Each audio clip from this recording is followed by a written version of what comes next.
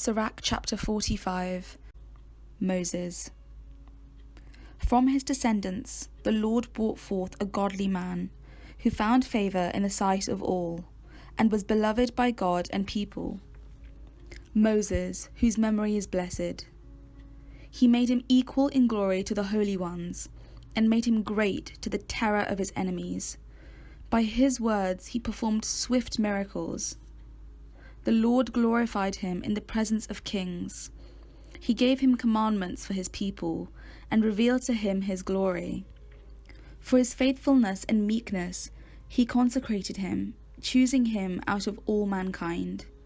He allowed him to hear his voice, and led him into the dark cloud, and gave him the commandments face to face, the law of life and knowledge, so that he might teach Jacob the covenant, and Israel his decrees.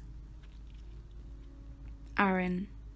He exalted Aaron, a holy man like Moses, who was his brother of the tribe of Levi. He made an everlasting covenant with him, and gave him the priesthood of the people. He blessed him with stateliness, and put a glorious robe on him. He clothed him in perfect splendor, and strengthened him with the symbols of authority, the linen undergarments, the long robe, and the ephod. And he encircled him with pomegranates, with many golden bells all around, to send forth a sound as he walked, to make their ringing heard in the temple, as a reminder to his people. With a sacred vestment of gold and violet and purple, the work of an embroider, with the oracle of judgment, Urim and Thummim, with twisted crimson, the work of an artisan, with precious stones engraved like seals, in a setting of gold, the work of a jeweller, to commemorate in engraved letters each of the tribes of Israel, with a golden crown upon his turban, inscribed like a seal with holiness, a distinction to be prized, the work of an expert, a delight to the eyes, richly adorned. Before him such beautiful things did not exist. No outsider ever put them on, but only his sons and his descendants in perpetuity. His sacrifices shall be wholly burned twice every day continually. Moses ordained him and anointed him with holy oil.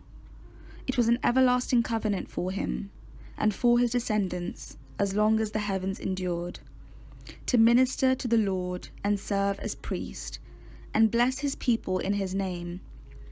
He chose him out of all the living, to offer sacrifice to the Lord, incense and a pleasing odour as a memorial portion, to make atonement for the people. In his commandments he gave him authority and statutes and judgments, to teach Jacob the testimonies, and to enlighten Israel with his law.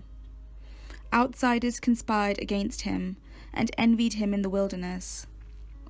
Dathan and Abiram, and their followers, and the company of Korah, in wrath and anger. The Lord saw it and was not pleased, and in the heat of his anger they were destroyed. He performed wonders against them, to consume them in flaming fire. He added glory to Aaron, and gave him a heritage. He allotted to him the best of the first fruits, and prepared bread of first fruits in abundance. For they eat the sacrifices of the Lord, which he gave to him and his descendants. But in the land of the people he has no inheritance, and he has no portion among the people, for the Lord himself is his portion and inheritance. Phinehas. Phinehas, son of Eleazar, ranks third in glory for being zealous in the fear of the Lord, and standing firm when the people turned away. In the noble courage of his soul he made atonement for Israel. Therefore a covenant of friendship was established with him, that he should be leader of the sanctuary and of his people, that he and his descendants should have the dignity of the priesthood forever, just as a covenant was established with David, son of Jesse of the tribe of Judah, that the king's heritage passes only from son to son. So the heritage of Aaron is for his descendants alone. And now bless the Lord, who has crowned you with glory. May the Lord grant you wisdom of mind to judge his people with justice, so that their prosperity may not vanish, and that their glory may endure through all their generations.